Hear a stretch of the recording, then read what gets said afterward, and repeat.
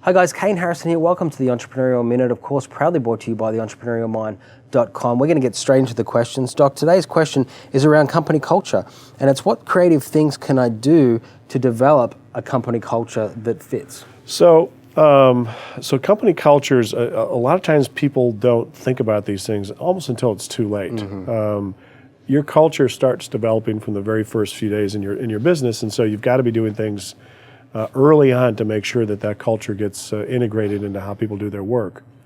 You've got a few key levers that you can play with. One is compensation. People don't always appreciate the power of compensation and rewards, and so you want to build things about your culture into the reward system. So as you do annual performance reviews, not just looking at the objective performance of the job, but how well they're behaving in terms of fitting into the culture that you want to have is something that you can integrate into that. You also want to think about your communication, both in terms of words and behaviors. So you want to be acting and doing things that illustrate and show the culture, and then you want to talk about it so that people start to hear it. Probably the most powerful thing, though, is to make sure to hire people that fit your culture. A lot of people are already kind of a certain makeup and are predisposed to fit into your company culture. Mm-hmm. So taking the time to really hire the right people that fit is critical, and it's totally legal to do this.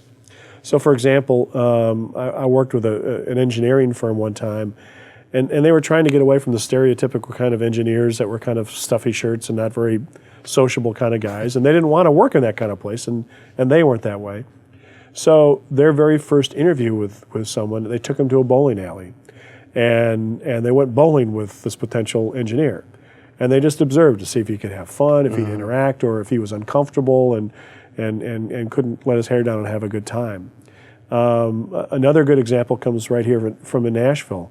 Tom Harlander, who runs a company called Archiplex, they make stuff. They work with people who are kind of inventors, and then they help them bring their invention to life, and then help them in production and marketing.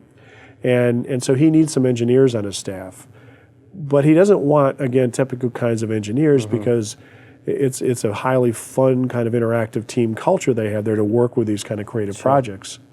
So what they do is they take prospective engineers to a local business here called the Escape Game, where they have to, as a team, figure out how to escape this kind of fun puzzle room in 1 hour.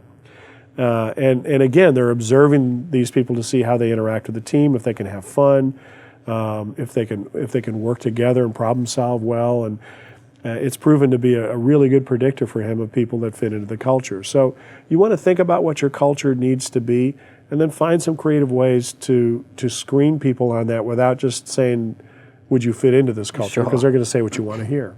Yeah, well, that's some great advice. And don't forget that you can jump over to the entrepreneurialmind.com and find out a bunch more about culture and a bunch of other small business topics and entrepreneurial topics. We'll see you next time on the Entrepreneurial Minute.